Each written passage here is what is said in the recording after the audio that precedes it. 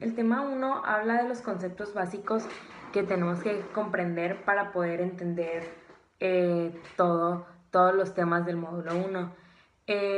Pues básicamente en el tema 1 te hablan de los conceptos de un Estado-nación, democracia y cómo deben estar constituidos para que para que comprendas cómo funciona nuestro estadio, nuestro estado, nuestra nación, nuestro estado-nación. Pues básicamente es muy importante que conozcamos cómo funciona para poder dar nuestro apoyo a mejorar el sistema, ya que en México actualmente nuestro sistema político está un poco corrupto y no se cumplen con todos los derechos y deberes que las personas deberían de tener. Pero para poder ayudar es necesario que conozcamos muy bien estos conceptos y cómo debe estar formado, porque si no tenemos conocimientos de estos conceptos no podemos saber cuál es nuestro rol en la sociedad y cómo podemos ayudarlo. Nuestra nación se supone que es un Estado-nación. Eh, un es, el Estado es una comunidad política y social. Y un Estado debe estar constituido por territorio, gobierno y población. Y nuestro Estado debe ser soberano, lo cual es otro importante concepto.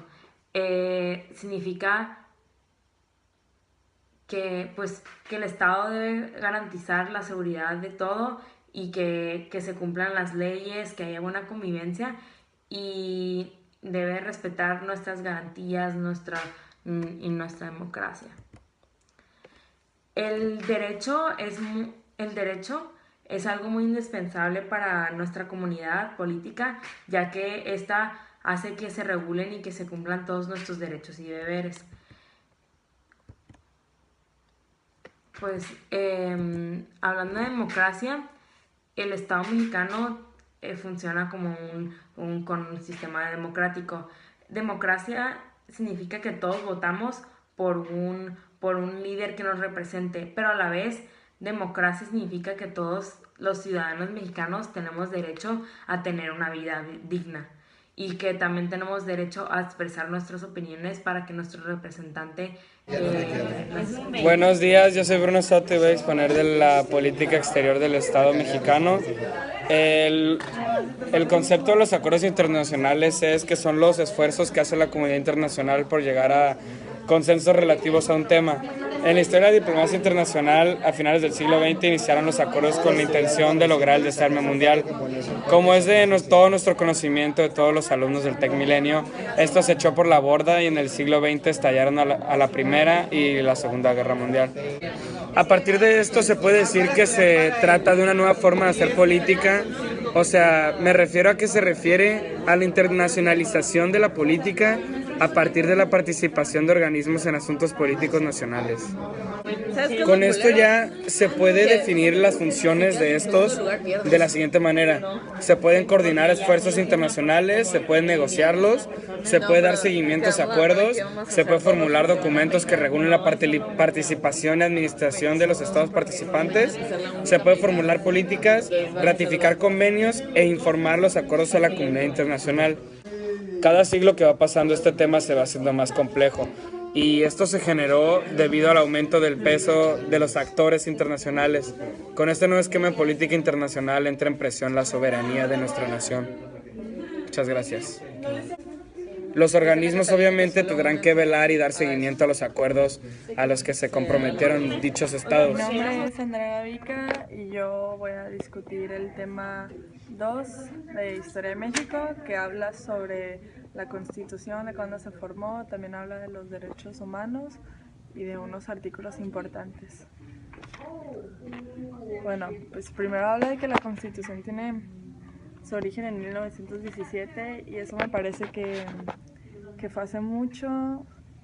Me parece que debería de ser actualizada porque pues las necesidades de antes no son las mismas, las de 100 años, que las que son ahorita. Y pues yo creo que hay que actualizarlas para que estén más acordes al modo de vida de los mexicanos de hoy. Aparte de que la de 1917 acaba de terminar una guerra y pues era más para complacer las necesidades después de la guerra de los campesinos, de los derechos, y pues me parece que pasa mucho.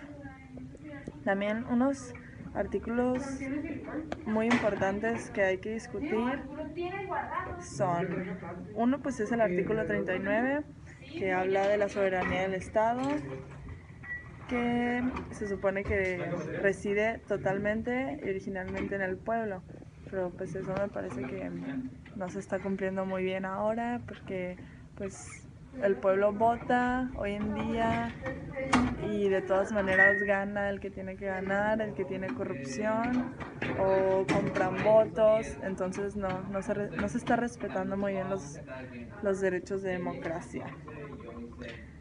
Y el artículo 40 también es muy importante, habla de la voluntad del pueblo mexicano para constituirse en una república representativa, democracia, laica y federal. O sea, un ejemplo es el presidente municipal, que se supone que lo elige el pueblo y pues el voto reside en el pueblo. Eso pues más o menos sí me parece que se lleva bien, pero también hay mucha corrupción, no se respetan muchos derechos o se invierte en cosas menos importantes que las que deberían de ser atendidas. También otros artículos importantes el día de hoy son el 41, el 49 y el 124. Estos hablan de la organización y división de los poderes ejecutivo, legislativo y judicial. Este artículo me parece muy importante porque pues los poderes deben de ser bien establecidos, y para que todo funcione muy bien, que se hagan bien las leyes y se respeten los derechos de todos, yo creo que debe haber un equilibrio exacto entre esos tres poderes, porque si uno tuviera más poder que el otro, pues igual y no le hiciera caso. Buenas tardes, yo soy Daniel González y les voy a hablar del tema 3, que es estructura política mexicana. Características de la estructura política mexicana. México es considerado una república federal porque su organización política territorial establecida por 32 estados libres y soberanos. A su vez, las entidades federativas tienen como base territorial otro nivel de administración política, el municipio, que se va a caracterizar por ser libre. Con esta estructura política se comprenden 3 niveles de gobierno, el federal, estatal y municipal. Ya he hablado de la organización política territorial, les voy a hablar de la organización del poder, que está dividido en 3, que es el poder ejecutivo, legislativo y el poder judicial. El poder ejecutivo recae sobre la figura del presidente de la República. Es un cargo de elección, es decir, los ciudadanos participan en una contienda electoral para elegir el nuevo presidente. La duración del cargo es de 6 años y no hay reelección, es decir, no podrá postularse nuevamente para la presidencia. Poder legislativo.